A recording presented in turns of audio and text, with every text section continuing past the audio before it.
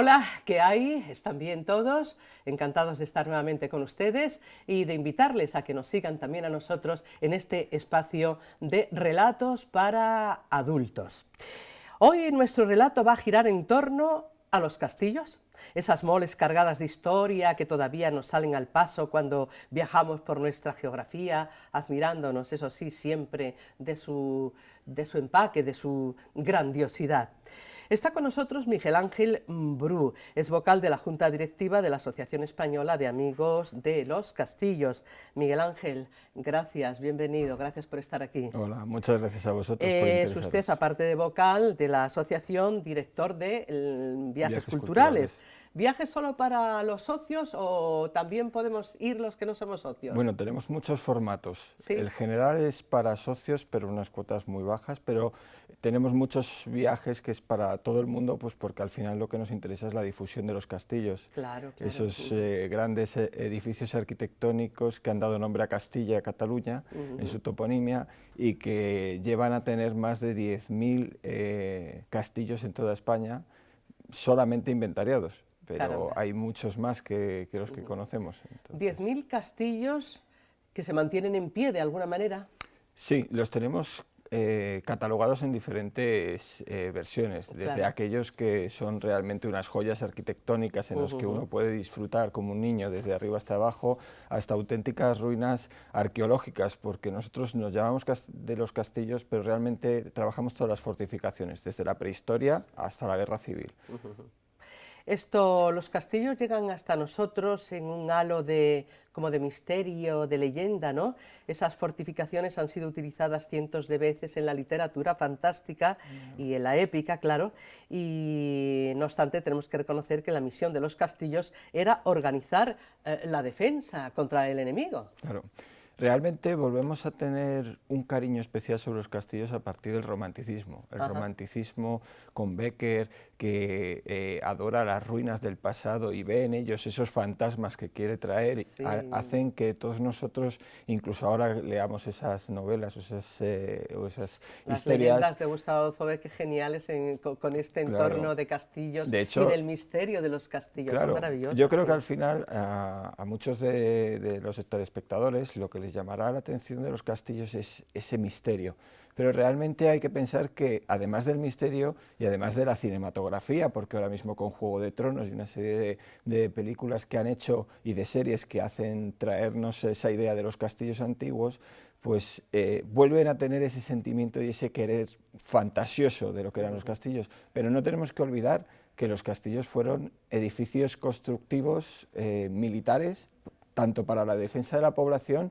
como también para su vida. Entonces, dentro de los castillos encontramos diferentes evidencias, desde cómo defender una plaza con una serie de elementos constructivos, ya sean desde fosos, ya sean parapetos, contraescarpas, elementos que sirven para la protección, como elementos que sirven para la vida de la comunidad que allí habitó, desde las torres del homenaje o torres o elementos que se protegen hasta esas murallas de ciudades que protegen todo un entorno urbano. Ajá, Por lo ajá. tanto, del halo de misterio tenemos que pasar a ese halo de la realidad. Yo como arqueólogo que soy profesional, Interesante. excavo una ciudad que se llama Ciudad de Vascos, es un yacimiento que hay en Toledo, y allí se lleva desde el año 75 excavando, y allí hemos encontrado desde esas defensas, pero también a toda la vida. Por lo tanto, tenemos que intentar ser capaces de escudriñar ese pasado, intentar sacarlo a flote y que a la gente le interese, porque eso es lo difícil, que a la gente le Tienen interese. ustedes 27 delegaciones provinciales y más de 2.000 socios, Sí. todos ellos trabajando activamente. ¿Nuestro patrimonio en castillos es más importante que el de otros países europeos? ¿Son distintos a medida que vamos hacia el norte de Europa? Esos castillos son igualmente utilizados para el rodaje de películas, pero aquí Claro. estamos siempre rodando en castillos, ¿no? Sí, realmente la idiosincrasia de cada país depende de su evolución histórica. Ajá. Entonces, en la península ibérica tuvimos un pasado medieval muy importante debido a la ocupación andalusí, la ocupación árabe, que duró durante 1000 años, y una ocupación cristiana que intentó reocupar unos territorios que Claro. había perdido. Entonces, supone que nosotros tengamos unos castillos muy abundantes en unas épocas hasta el siglo XI, siglo XII, y luego tengamos una evolución a unos castillos palaciegos diferentes. ¿Qué es lo que pasa? Que el reino hispano, una vez que crece sus fronteras, empieza a ocupar otros territorios, y por ejemplo ocupa Italia. Italia tendrá una serie de fortificaciones españoles muy importantes, los Países Bajos, el norte de África y por supuesto América. Hablamos de castillos y fortificaciones, esa evolución del castillo cuando deja de ser tan alto y empieza a achatarse porque empieza a haber disparo de pirobalística, y lo que hace es cambiar el sistema de la defensa. Al final, castillos moros y castillos cristianos, ¿no? Sí, bueno, al Hemos final estado durante siglos... toda la esencia, y al final la esencia del castillo de los moros contra los cristianos, y que ha quedado al final en el conocimiento popular de muchos pueblos y de muchas fiestas populares que todavía se mantienen. Al final es esas luchas entre moros, que son los mauri de la Mauritania Tingitania, que ocuparon esta zona, y que finalmente se quedó esa idiosincrasia, pero que realmente reproducen lo que fue un periodo de conflictividad. ¿Sí? Bueno, pues Miguel Ángel, antes de que siga pasando el tiempo, que nuestro tiempo es escaso en este programa, procedamos a la historia o la leyenda. Vale. ¿Preparada? ¿Sí? Sí, La vas a improvisar y todo, ¿no? Sí, la Adelante. verdad es que es una leyenda, como todos los castillos tienen muchas leyendas sobre los moros, los cristianos y sus cuevas. En este caso es una leyenda sobre el yacimiento de Ciudad de Bascos y sobre cómo se toma la Ciudad de Bascos por los cristianos. En concreto, se produce en una ciudad que todos la pueden ver en internet, ciudaddebascos.com, verán cómo es esa ciudad y cómo tiene diferentes puertas. En uno de los portillos se llama el Portillo de los Machos, y es porque en él se puso un señor, un árabe, que estaba ciego, y que para dejar pasar a las ovejas lo que hacía era tocarles por encima la cabeza y notar si tenían pelo y si tenían la forma del pelo de una oveja. Entonces fueron pasando, iban balando, y entonces los cristianos, después de cercar la ciudad, dicen que llegaron al Portillo de los Machos, se pusieron las pellizas de esas ovejas y balando, consiguieron engañar a este pobre ciego, que al pasar pues ya llegaron y tomaron la ciudad. De esta leyenda, que queda de forma popular en el entorno, ha dejado el nombre del Portillo de los Machos en una de las puertas de Ciudad de Bascos, y nos lleva a la leyenda de que en 1085 se toma de esa forma Ciudad de Bascos por los cristianos. Bueno, pues muy interesante, ¿eh? Y además que estaba aquí, ¿eh? Sí. Una leyenda interesante, la verdad. Al final, las leyendas lo que llevan es una parte de ficción y una parte de realidad. Así es. Que nos permiten ver un conflicto, un problema que ha llevado dentro de cada una de estas fortificaciones. Sí. La verdad es que las fortificaciones dan para muchas leyendas. Y el que se convierta en leyenda muchas veces también puede ser pues la tradición oral, ¿verdad? La comunicación de padres a hijos, a nietos, que desvirtúa esa realidad y le añade elementos fantásticos, ¿no? Claro, y hace además enriquecer esa realidad material. Dinos una cosa, ¿quedan muchas familias nobles regentando estas fortificaciones que lógicamente fueron de sus ancestros, y es de su propiedad? Claro, realmente hay familias nobles y familias de todo tipo, porque al final un castillo es casi más, ahora mismo en la actualidad, un problema de mantenimiento que un sitio fantástico. Realmente todos pensamos, ay, ¿quién tendrá ese castillo? ¿Quién será el propietario? Nosotros en la asociación tenemos propietarios de todo tipo, desde gente vinculada a esos castillos por una línea sucesoria, o bien gente que a partir de los 80, cuando el Ministerio hizo una subasta pública de muchos castillos, pues adquirió. Entre ellos, cada uno de nuestros socios, por ejemplo, decimos que es dueño de una piedrecita de nuestro castillo, en Villafuerte de Esgueva, allí en Valladolid, y de hecho nosotros pues trabajamos en su mantenimiento y conservación, y seguimos todavía teniendo allí ese centro nuestro, que es el castillo de la asociación. De hecho, es el motivo un poco de orgullo de nuestra asociación, que ha sido tomar un castillo. De hecho, estuvimos por diferentes programas consiguiendo dinero de Europa para intentar de alguna forma restaurarlo y ponerlo en condiciones de visita, porque al final son nuestros fines, es recuperar los castillos con el fin de que la gente le dé un valor y los conozca. Al fin y al cabo. Has mencionado la reconstrucción, las ayudas, ¿de dónde vienen? ¿De particulares, de empresas, de Europa también? Sí, bueno, nuestra base actual son nuestros socios, aunque esos 2000 socios nos ayudan en la labor de difusión y de generación de una revista y de una serie de publicaciones, de una biblioteca que tenemos además, hemos tenido a lo largo del tiempo fondos del Ministerio de Cultura para hacer un catálogo que es muy importante, es el primer catálogo que se hizo de todos los castillos de España y que está online y puede cada uno verlo y consultarlo, y luego además fondos europeos, pero también hemos tenido fondos, por ejemplo, cuando tenemos una exposición, ahora que es itinerante, ha estado en el Castillo de Ponferrada, en el Castillo Templario de Ponferrada, ahora se va a Jaén, ha estado en diferentes sitios y ha sido patrocinada por Acción Cultural Española y nosotros mismos. Entonces, realmente de esa forma, con pequeñas aportaciones, vamos difundiendo la cultura sobre las fortificaciones y los castillos a lo largo de la historia.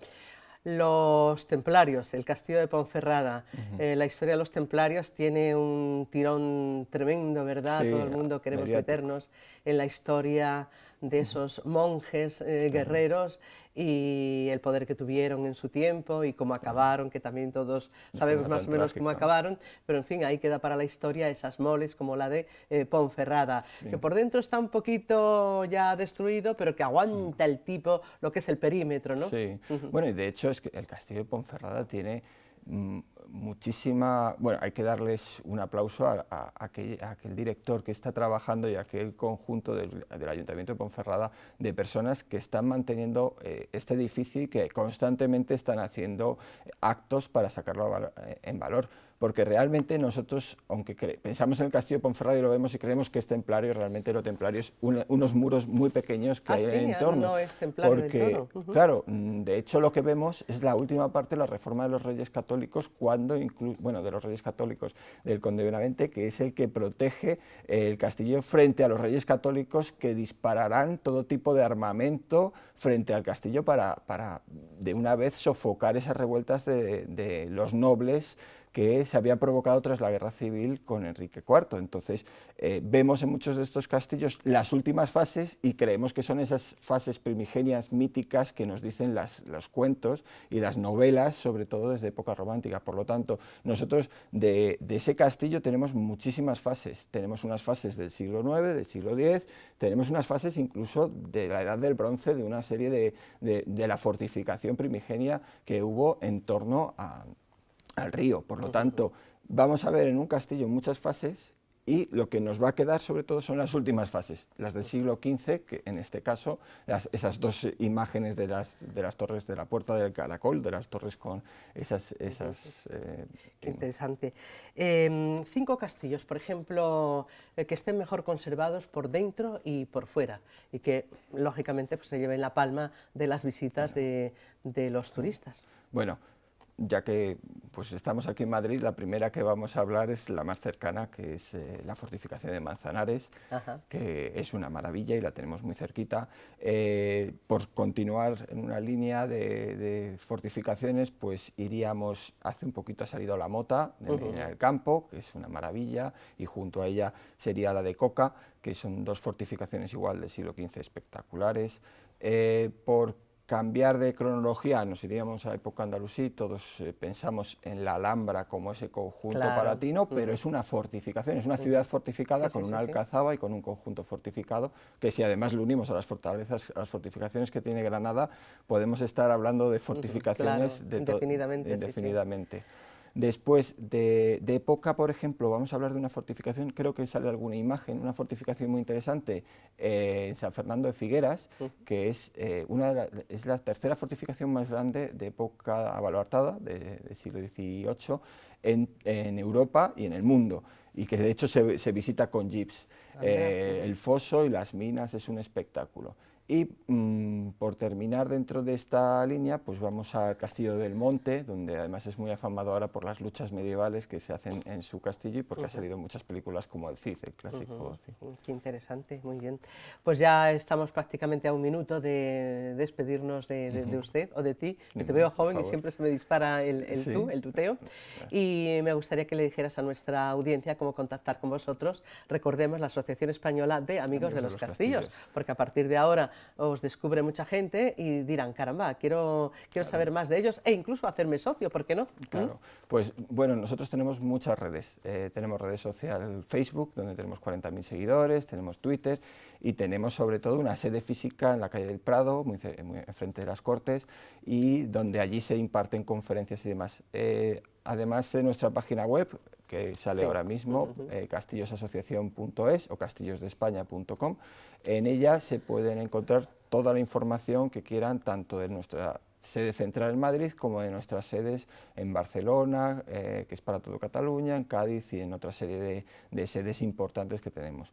El teléfono viene ahí, bueno, y sobre nuestros emails pues nos lo tiene identificado en Castillos de España de igual forma.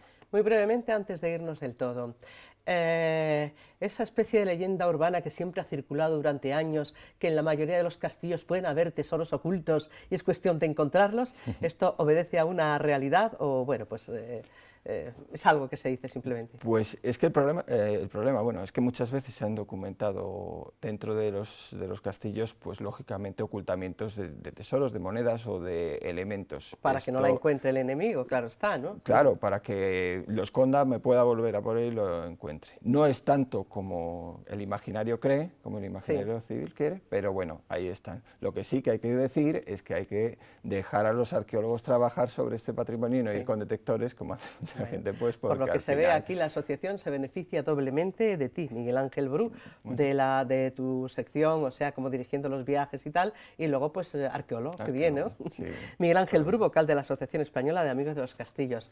Te esperamos en otra ocasión, si accedes a venir, ¿de acuerdo? Por supuesto, muchas gracias a vosotros. Y a ustedes también les esperamos, amigas y amigos, en este espacio de los cuentos, de los relatos, para gente de nuestra quinta más o menos, para gente de nuestra edad. Gracias.